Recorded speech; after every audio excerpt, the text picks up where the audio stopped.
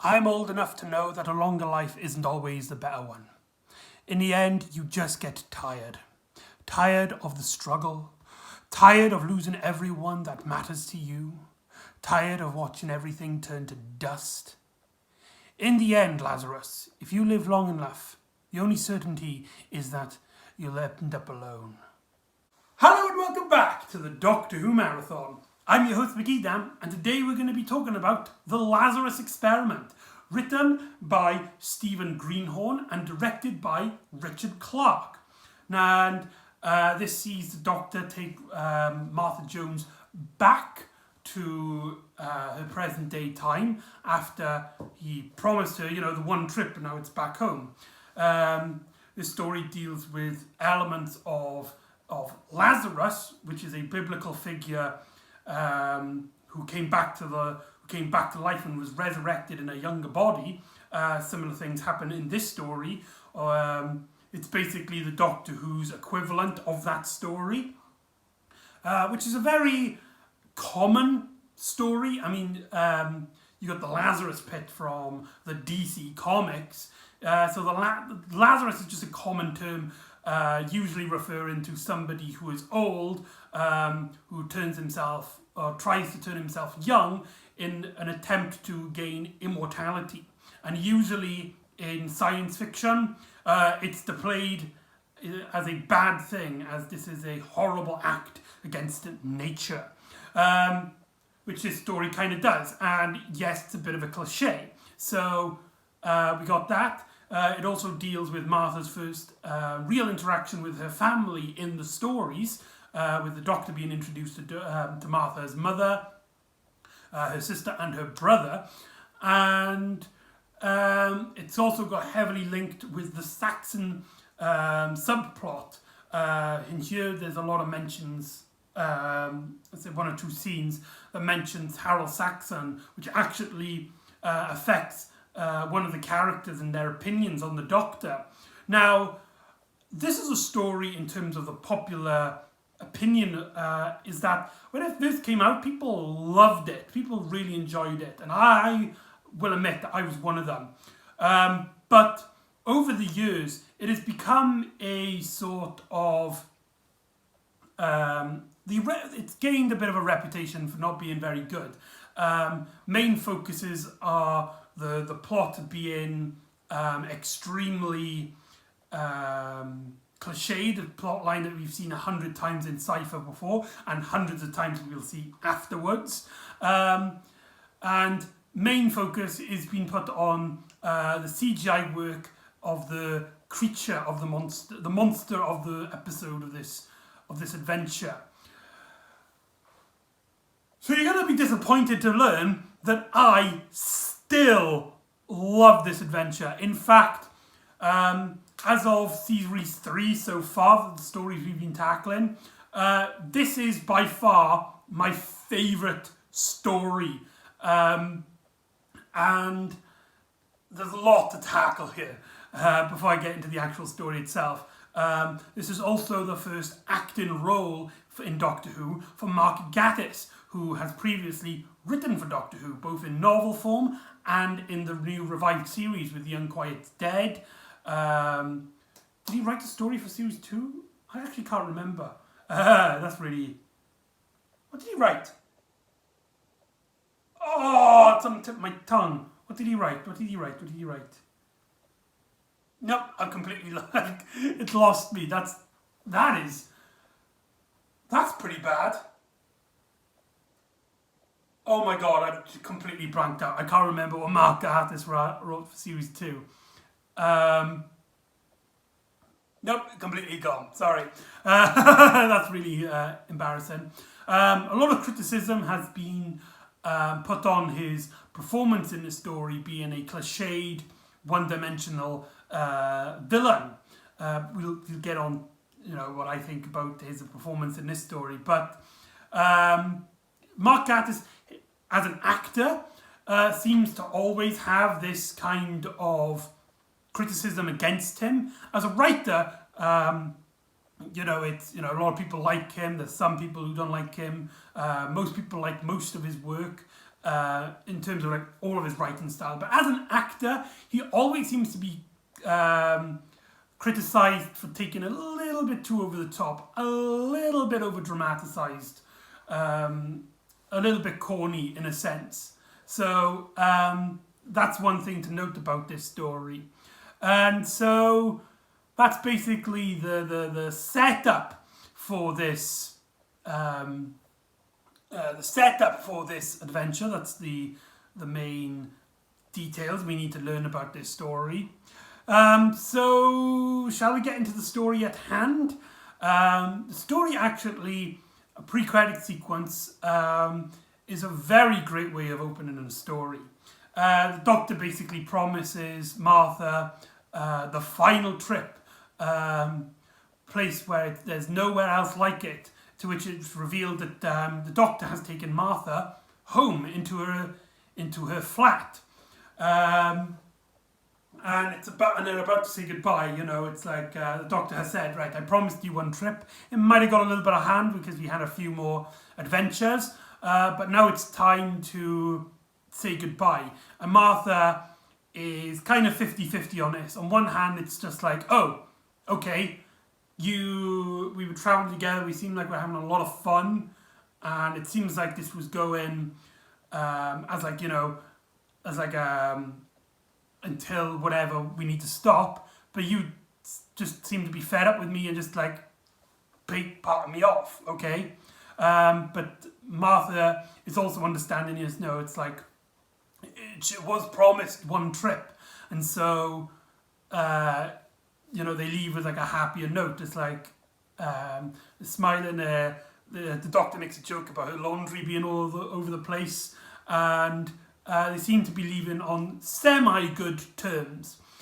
This could play into the fact that, with the whole Martha, she likes the Doctor kind of thing. But here, I think less like it can be interpreted, and more I can personally interpret it as, it's Martha's being like, right, okay, we were having so much fun and now you just want to end it.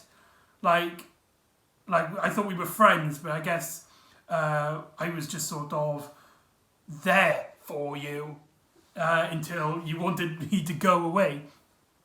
Martha gets a call from her mother saying that her sister is on the news, and they look on the news, and I love this bit where you see Professor Lazarus on the screen, and he's like, I'm going to change what it means to be human, and then turns it off, and Martha and the Doctor continue their conversation. And the Doctor then goes in the TARDIS. It's like, we've had fun, but it's time to go, bye-bye. The TARDIS dematerializes as Martha looks a bit sad down. Our adventures with the Doctors have ended. And Murray Gold's music. This has probably my favourite soundtrack of the series so far. My God, is it gorgeous. Because this is an episode mainly focused on Martha Jones, it means that we get a lot of Martha Jones leitmotif moments, which means one of my favourite tracks in Doctor Who gets played a lot in this adventure. Thank you, BBC Productions and Murray Gold. Thank you. Anyway, the TARDIS dematerializes, but then reappears as the Doctor opens the door and is like, sorry, no, we're not going to ignore that. Did he just say he's going to change what it means to be human? As the credits roll into the opening scene. That is a great way of hooking the story, because just like a normal story arc, they tease a little moment, seems to forget about it, and then quickly remembers before the big cliffhanger, the big resolution that this is actually a important part to the narrative. The difference is that this is played as a pre-credit sequence. We get that beat, we get that moment intertwined with the relationship between the Doctor and Martha, and it still really works. They didn't build up the Lazarus episodes and then the Doctor's like, wait a minute, change the course of human history. It's like, oh, we got to investigate that now. No, it's played all in this one episode, and that is a great way of handling the start of this adventure. So the Doctor and Martha go into the expedition to see what Lazarus's experiment is, We get some scenes of Lazarus as an old man, along with his wife, and they're talking about negotiations about money. They also state that Harold Saxon needs to be pleased. All of his benefactors are there, and they need to be pleased to give them the funds that they need to continue their work. We also get a scene in which Lazarus seems to be some sort of perv, because he kind of takes a liking to Martha's sister, who is his like secretary, like a very important. I think she's the head of PR. I think I can't remember, but anyway, and there's sort of a dynamic here. So I think this is actually a great time to talk about Professor Lazarus, and specifically Mark Gatiss, because like I stated in the start of the video, a lot of criticisms have come through this story between Lazarus and the portrayal of Mark Gatiss. Is it corny and cliche? Yes. Is it silly? Yes. Is Professor Lazarus a villain with very little of way of, well, I won't say motivation. He's got a lot of great motivations, living longer and stuff. But, it's played up like with the corny lines and stuff. However, I think the mixture of this within the story that they're telling, this kind of sci-fi, light-hearted, clearly a bit of fun adventure, actually really works here. And for those of you who are heavily criticising, I'd like to add that Doctor Doom from the Fantastic Four, a very popular villain, is a very similar character who is, to put it in a bad sense, a one-dimensional villain. The cheesiness, the corniness, the fact that they are so obviously a villain is actually part of the fun. It's part of what makes you enjoy these characters. And it's, for me anyway, it's that kind of sentimentality, as Mark Gatiss kind of, I think he understands this is a cliched villain, a mustache-twirling villain, a villain who is so clearly evil, so clearly egotistical, but he just loves every moment of it. And I think Mark Gatiss knows that, and he plays to that. He plays to his strengths. In fact, in the Big Finish audio dramas, Mark Gatiss would play an alternative version of the Master and become a recurring villain in the audio dramas. And this is his portrayal in this story is basically a precursor for him playing a mainstay Doctor Who villain. Personally, I would love to see Professor Lazarus return as a recurring monster. I think we have great elements here to build up upon to make a villain.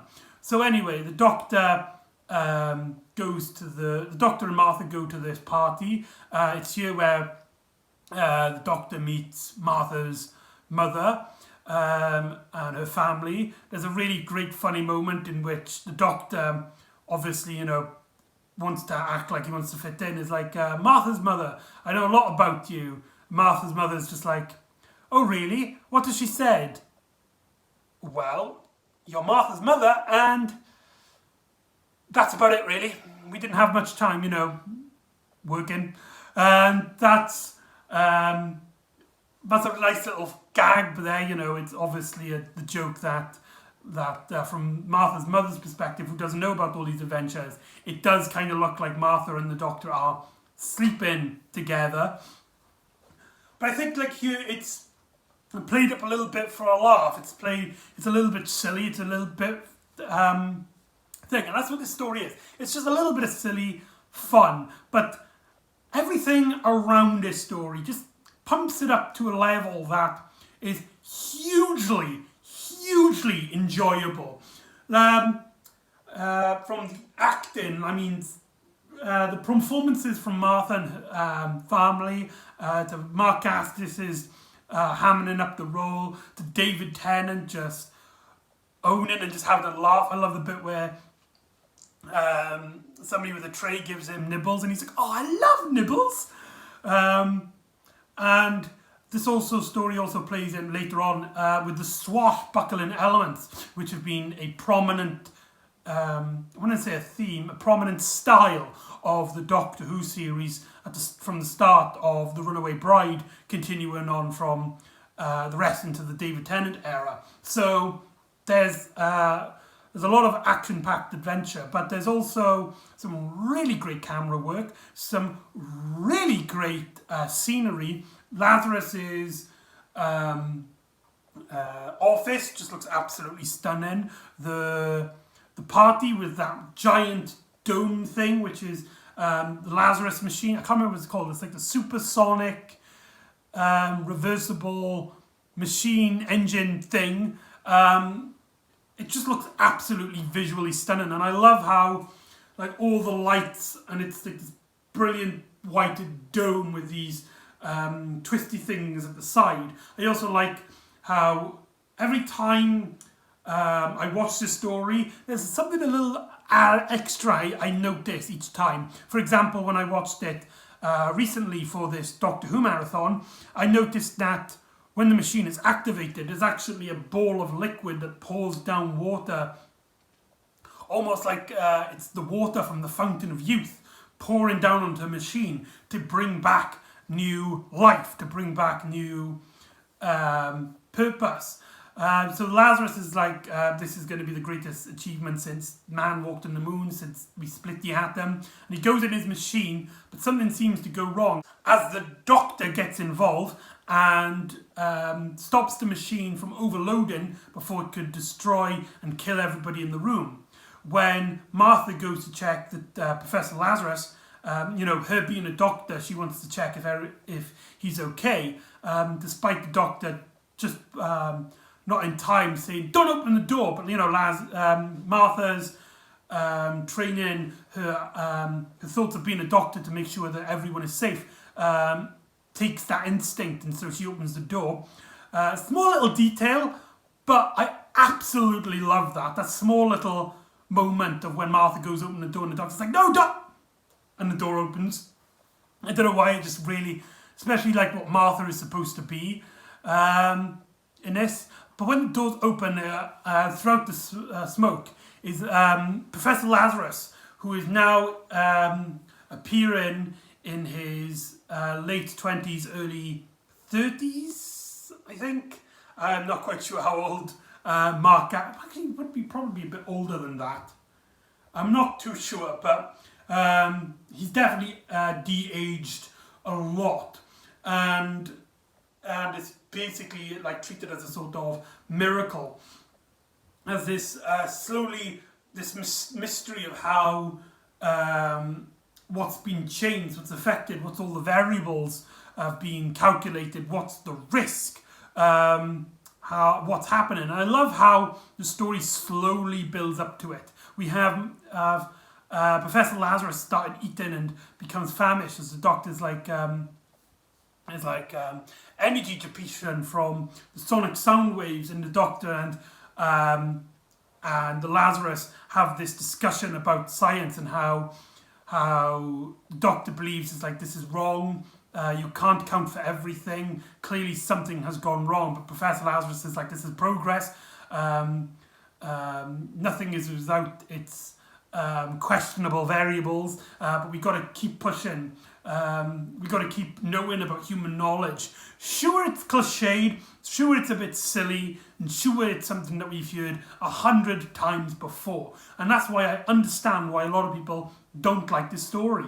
But it's played at just enough amount of fun, with just enough amount of enjoyment that that I can really get into it, and it feels like the 10th Doctor and Professor Lazarus in this story are just some iconic arch enemies, like they're born to basically be at each other's throat. Similar in sense to the Master to the Doctor, or the Joker to the Batman, or Green Goblin to Spider-Man.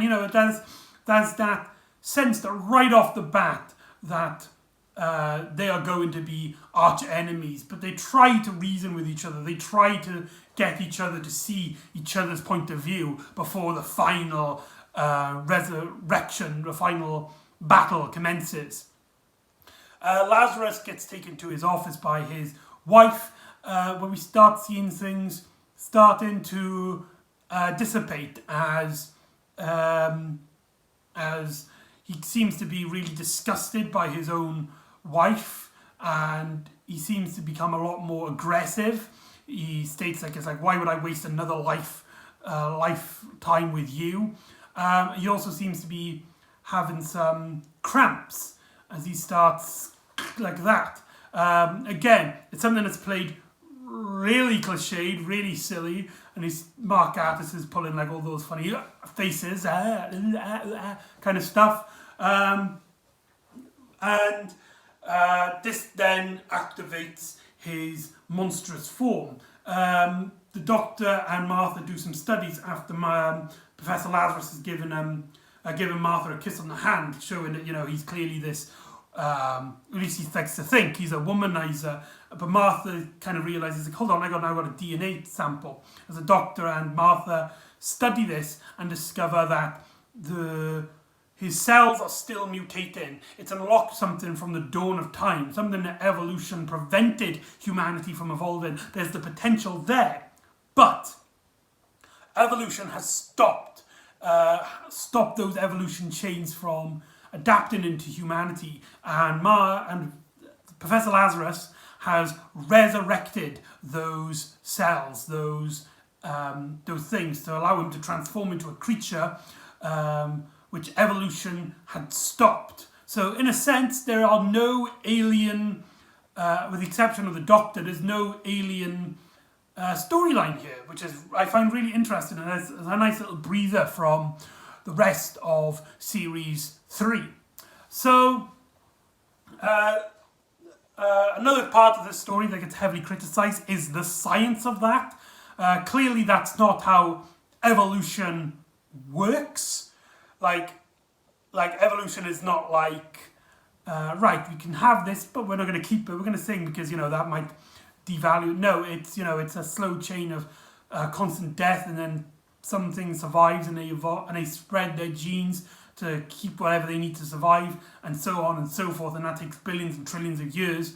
So the science behind that isn't very knowledgeable, and you can criticize that, but the story, it's just a little detail, a questionable detail, but it's just a detail that gets the story forward, it gets the story moving. And so I personally don't have an issue with it. It's also important to note that this is the second story in a row in which the criticism from the mainstream is that the science doesn't add up. After the evolution of the Daleks has the Doctor supposedly getting attacked by gamma radiation, only to be hit by lightning. And now we have a similar thing here with evolution.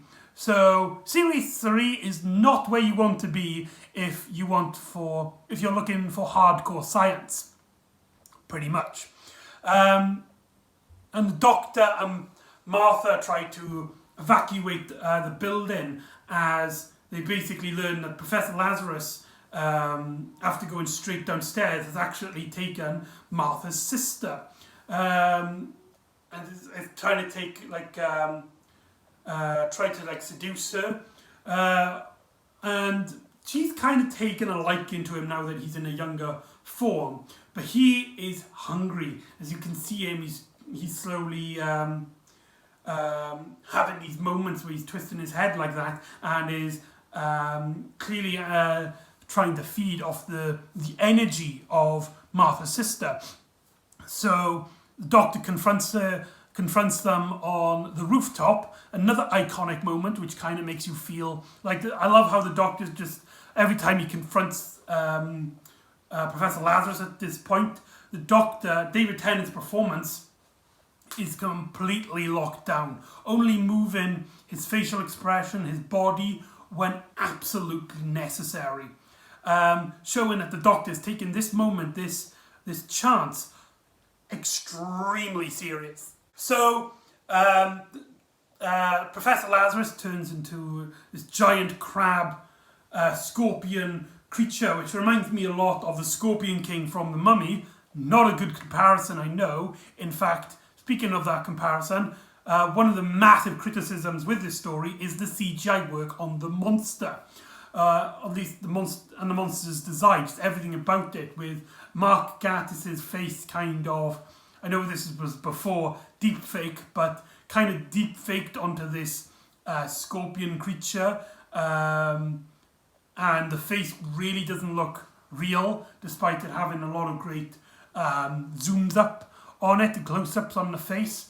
Now, here is as part of the story in which my opinion on this is going to be hugely controversial.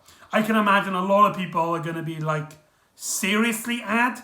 Are you serious? I like the design. It looks cool. It looks badass. I will admit the CGI work, how it's implemented into the live action segments, does look off and does look odd. But the actual design itself, the creature, the monster, I have no issue with. I like that, you've got these like bony shapes and it's got this weird tail thing, and you've got these like pincer arms, and how the face kind of has like a split down the middle as if like it's a predator, and the jaw opens up like that. It's a pretty damn big visual thing, and I love how in every scene it's just showing how much power it's got. It's got so much, like everything is like always like stomping on the walls. It's always pushing tables up. There's a great chase scene showing Richard Clarke's amazing directing, in which the Doctor runs to the camera in the corridor, and the Lazarus creature is following it, and it kind of climbs up onto the wall whilst chasing the Doctor, whilst then turning back. Some of the visuals in terms of directing style and design of this creature, I personally think look absolutely gorgeous. It's just that the actual effect, the actual implication of this design, of this, for some parts, don't add up and don't work. However, like that bit in the corridor, I feel like a lot of it does actually work. And I know it's hard to put into words why I like it, for talking to someone who doesn't like this design. If you're one of those people, that's completely fair. It's your own opinion. This design personally really worked for me. It just really got the scene going. This then makes the rest of the story basically a chase scene with Lazarus chasing the Doctor, and then later Martha and her sister. We have this great moment where the Doctor goes into Lazarus's laboratory, and you see him twinkling with a battery, and he turns up all the gases in the room before running out, turning the lights on, creating a massive explosion in the hopes of killing the Lazarus creature. I love how it isn't bogged down by any sci-fi terms, and it's directed really intensely, as the Doctor's constantly hiding whilst doing all this, as you can hear Lazarus basically taunting the Doctor. Again, cliched, I know, something you've seen 100 of times, I mean Jurassic Park, but it's done so well here. That's what I think, like, where the differences come from. This story is something that you've seen 100 times, but it's done it 100 times. It's doing something that's been done 100 times so well executed, and I really appreciate this story for doing so. But like I said, the rest of the story now at this point is essentially a chase scene between Lazarus and the Doctor and later Martha. We get some really great visual, stunning imagery. We get a moment of the Doctor and Martha being trapped in Lazarus's machine. The Doctor basically realizing that this is his pride and joy. Even as a hungry, energy-feeding monster, he will not destroy his work. And we get like a joke here, which I don't know if it's even supposed to be a joke or if it's just unintentionally funny. But There's a moment where like they're really cramped up into a spot and the doctor gets his sonic screwdriver and he goes down and Martha's asking what are you doing and he's like improvising. Very sexual. I don't know if that was like an unintentional joke or if it was meant to be like a silly like a bit of jokes for the adults, because it's played a little bit straight-faced as the doctor basically goes at the bottom of the floor, takes out a panel and reverses the technology, so instead of alternating a blast from the inside of the machine, it alternates a blast from the outside, knocking the creature dead and transforming him back into its human form, presumably dead. And we get a moment of an ambulance taking the body away. Martha Jones, her mother, gets introduced to a man who seemingly knows about the doctor, saying that her daughter should should pick her friends more likely. Do you want to know more about the doctor? Well, I'll tell you. Then when we cut back to her, she slaps the doctor. The doctor makes a comment about it's always the mothers. And she's like, stay away from my daughter. I've heard the stories about you and how death and destruction follows you everywhere. Now, this is an element I actually have to criticise this story for. The addition of the Harold Saxon subplot in this works well as a story arc when we get into the conclusion of Series 3. This element does play into a part. But here, it's kind of distracting. Martha's mother just sort of interacts with a complete stranger who seemingly knows about the doctor, and our characters don't even like question it. Like Martha's not like, hold on, how do you know that the doctor is this dangerous individual? Why doesn't the doctor's like, hold on, who's told you that I'm this wanderer who death and destruction follows me anywhere? From all you know, I'm just as a victim as you. I'm just more clever and got into the situation more. Like, do you see what I mean? It's kind of a little bit distracting, but it's not enough where it took me out of the story. It's just something I kind of noticed and it kind of bugged me. Like, it's only really 2 scenes that this character appears, and the actual plot of it only appears in 4 scenes, one of them being the final closing moments, but it's still there and it doesn't really link into the story very well. So the story seems to be ending, you know, that Lazarus is gone and stuff, as suddenly they hear a bang. As it turns out, Lazarus has survived and he absorbed the energy of the 2 of the ambulance members and now is hiding in a cathedral. The doctor, Martha, and Martha's sister go chasing after him. In this really brilliant moment, Martha's mother tries to stop Martha, knowing that this is a very dangerous person. But the doctor is like, Martha is like, I must. Because, you know, he might need help. And Martha, being a doctor, can help. If someone's injured, she can, you know, try her best to try and help any of the injured and stuff. You know, that's her sentimentality, and, you know, she can help the doctor out. And they go into this cathedral, and we have this stunning moment where directing, the cheesy script, the performances, all interact with each other in such a brilliant way, in which the doctor, Martha, and Martha's sister find Lazarus in his human form with nothing but a towel in the middle of the cathedral, in which the doctor and Professor Lazarus have this discussion about morality and how life and how much you live longer and how much people live for. And there's a great moment where the doctor's like, some people live more in 20 years and some people do in 70. It's not about the lifespan, it's about the person. And it's it's like iconic, but in a sense that like you've seen it 100 times. In a sense, it's basically like Star Wars. It's taking these elements that we've seen 100 times and putting them in this different light, in a sense. And again, it's cheesy. I know it's a bit cliched. When I say a bit, it's a really cliched. But from the directing, the acting, the performances, David Tennant is acting his heart out in this adventure, and specifically in that scene.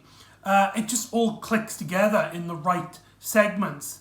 Martha then distracts Lazarus as the doctor has a plan. As Lazarus slowly starts changing back into his monstrous form, as Martha and her sister take him to right at the top, right by the bell, at the bell tower, as the doctor uses his sonic screwdriver to amplify the organ, the cathedral's organ, so the doctor can play music at such a high frequency that it deafens the creature and it falls tumbling to its death as the doctor closes Lazarus's eyes, reverting him back to an old man, stating that yes, he is now an old man. He is dead, and dead for good.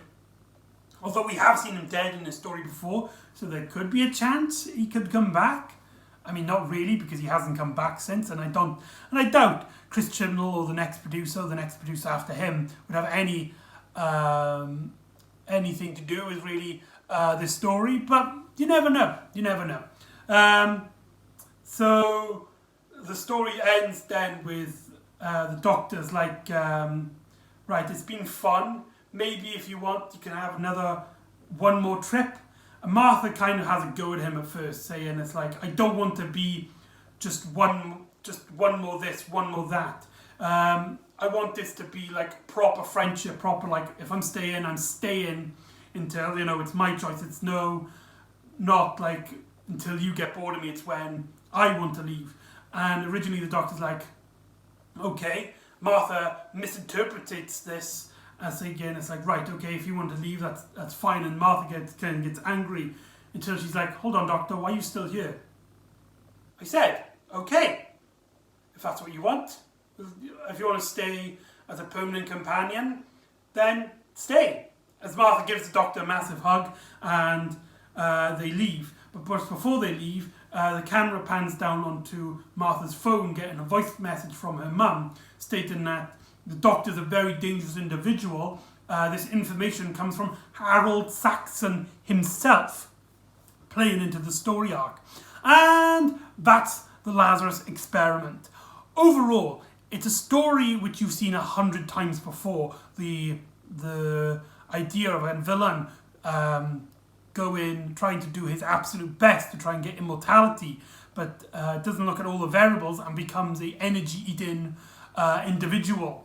Something seen this 100 times. The dialogue at most parts are very cliched and very corny, but this story plays to that. It knows it's corny. It's silly. It knows it's something for a bit of fun, and it's played up to that. The toning of this story fits its environment. The narrative fits its environment, and it's just an absolute blast. Something I didn't mention throughout the majority of the story, which also fits with just how much enjoyable this story is its music. We get a lot of great versions of the Martha theme. One of my favourites being when they go into the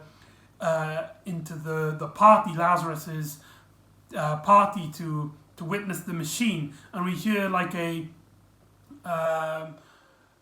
small band, orchestra band, doing Martha's theme as it's played up. In fact, it's so good, they play it twice in the story, which I think is absolutely hilarious. They play it once when the Doctor and Martha first go into the room, and again when Martha and the Doctor go downstairs to try and look for Lazarus as he's taken Martha's sister up to the roof. And we also get a lot of great, the Doctor's theme in this. I can't remember if you hear all the strange creatures. I don't think you do. That's really odd. Huh. Oh well. And personally, it's actually one of my favourite stories of Series 3. It's just so fun, it's enjoyable, and the themes it tackles them very well. It's something you've seen 100 times before. It's something that has been done 100 times before, but it's done in a way that it's just so fun and entertaining, and in the environment of the Doctor Who universe, fits very well.